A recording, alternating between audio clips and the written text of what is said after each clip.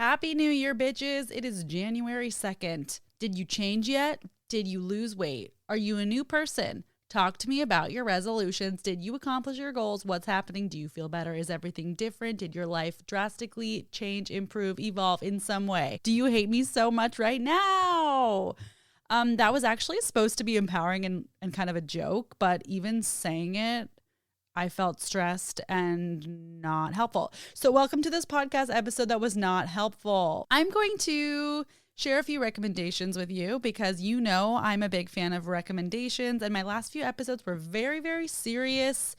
I was listening back. I was like, I'm funnier than this. Okay, that's what goes on in my head. You're like, no, you're not. Thank you. A few recommendations. Brady's Bakery in Los Angeles is so good. And I had their cookies delivered to me. My friend Hillary recommended them to me. She was like, what? You don't go to Brady's? What's happening? I was like, no. And I shipped them to myself. So you can ship them to yourself. P.S. These are not like paid things. These are just things that I like. Let me tell you about their cookie flavors. Okay, go to their website, bradysbakery.com, BRADYS bakery.com. And can we just look at these together? So there's the OMFG, which is a snickerdoodle type situation filled with Nutella. There's chocolate chip and sea salt. There is cookies and cream, which has Oreos crushed in there. Red velvet and white chocolate chip, the PB&J. I got the assorted pack, which is called the Trust Me Variety Box. And the cookies are huge. They are so fluffy. They're huge. They're like cupcakes in tallness, if that makes sense. I don't know. You have to go to the website. It was really, really good. If you're sad or you need a moment, please order these. They just were bomb. The next thing I'm going to recommend is Sticky Fingers. This is stickyfingersbakeries.com. Sticky Fingers Bakeries, as in plural.com. And these are scone mixes. My mom got them. We had the Lemon Poppyseed. Delish. You mix it with water and that is it. Like, that's it. I'm like, are you sure? There was no egg. There's nothing happening. It was bomb. It was just like a fun time. And I was like, these scones are really good. So I went on their site. Let me tell you about some of their flavors. We have raspberry. We have tart cherry. We have raspberry white chocolate, which is the one that I want to try next. Cherry chocolate chip, original, maple oat scone, pumpkin spice, apricot, cranberry scone, chocolate coconut chip. I definitely want to try that.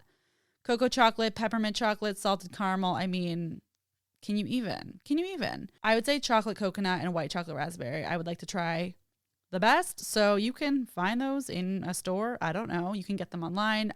Gluten-free. They have gluten-free. People who care about gluten-free, please tune in. We care about you. You are a part of this conversation. And I loved it. The last sugary snack of the day that I will talk to you about is Unreal. Got these from Whole Foods.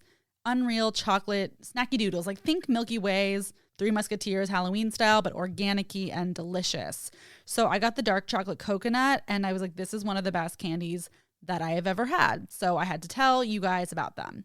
Let's talk about other flavors because this is what we do today. We talk about flavors. There's dark chocolate peanut butter, dark chocolate coconut, dark chocolate crispy peanut butter, and there's also a vegan pack. The ones that I like happen to be vegan, although I'm not vegan. So vegan chocolate lovers, this is for you. And the dark chocolate coconut was so yummy and I couldn't believe that it was so good. Non-GMO, this is non-GMO, gluten-free, vegan, you know, all the things that we love. So Happy New Year. And if you're craving a little sugary treat, these are 3 brands that I would recommend. Okay, if you're still here, time for a little juice. It's been a moment. I have been living with my mom for 6 months in the Bay Area. My boyfriend was here for 3 of those months. I'm moving back to LA tomorrow. I'm driving down by myself, packing the car, packing the minivan. You know what I'm saying? I don't have a minivan, but like think that image.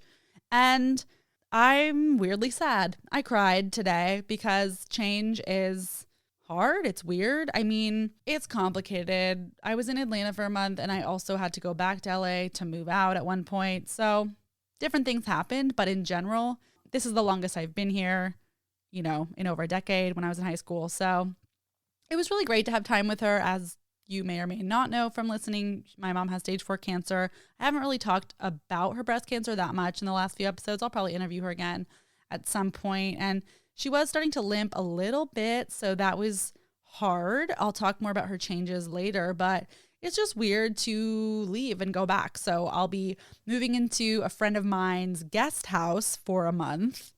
LOL. What's happening? My old apartment that I lived in for years and years and years, no longer gave up my car, gave up all of that.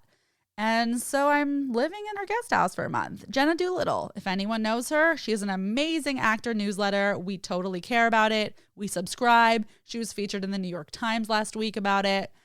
It's fine. She's just like changing the world one newsletter at a time.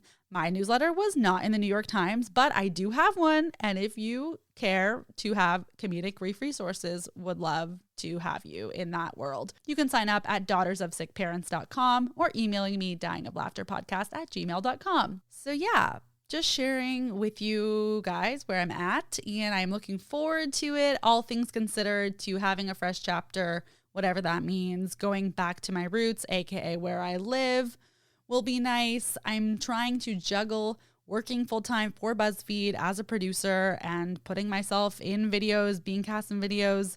When that happens, honestly, it's a lot, with also doing the podcast and sometimes auditioning, running grief groups, trying to stay sane. I mean, even me saying all of that, I'm like, that's exhausting. And have I been working out the past few months? The answer is, why did you ask? Because I have not. But I did just get a Glow membership. It's a yoga situation. It's $18 a month. I did a few-week trial or whatever that was, and I liked it. So I'm going to try that to balance the craziness with yoga. But I'm just excited for this year. And I have more heartfelt thoughts. I posted a blog on my latest Instagram post. I have more heartfelt thoughts. If you're in a heartfelt mood, I'm kind of in a weird, sassy mood right now. So at Chelsea, who else, for, more of that sad times. Sometimes we want to be sad and sometimes we want to be weird. I'm just going to be weird right now. I'm just trying to figure it all out. I'm eating some sweets. Do you love how in the same episode, I'm recommending you sugary sweets, but also talking to you about my yoga fitness situation? Aren't we just all where we are? I'm going to read some thoughts too that I shared on my Instagram. It's okay if all you did today is survive. As I reflect back on 2020, I release the need to have this groundbreaking, life-changing takeaway that inspires others and myself. Is that wrong? Helpful? Analytical? I definitely learned. I somehow laughed. I relived. I received. I cried. I compared. I checked in. I checked out. I gave fucks. I gave up. I gave in. I grew away. I grew up. The last thing I'll share with you is the last video I made in 2020 with my producing partner, Hallie Steiner, is called I Lost a Loved One to COVID-19. We shared the stories of 6 individuals who had lost someone to COVID-19. It is out now on BuzzFeed's YouTube, Facebook, and Instagram. If you Google BuzzFeed, I lost a loved one to COVID-19, you will see it. And I don't bring that up just to bring sorrow or pain to anyone who is listening, or to bring sorrow to your heart, although that could happen. But this video is a reminder of what happened, what happens, of beauty and pain, of sorrow and joy, of forgetting and of remembering. And I'm proud of it. So thank you for watching. If you end up trying those sweets, please let me know. You can hit me up, Dying of Laughter Podcast on IG, or my personal is Chelsea. Who else? And if you like this podcast, leaving a review on Apple Podcasts is extremely helpful and appreciated. Have a good day. Good luck with this January. You got this. You're doing great. We're doing great. We're here. We're thriving. We're listening to podcasts. We're inspiring each other. We're holding hands. Okay, the list got too long. Much love. This was a good time, and I'll see you next time.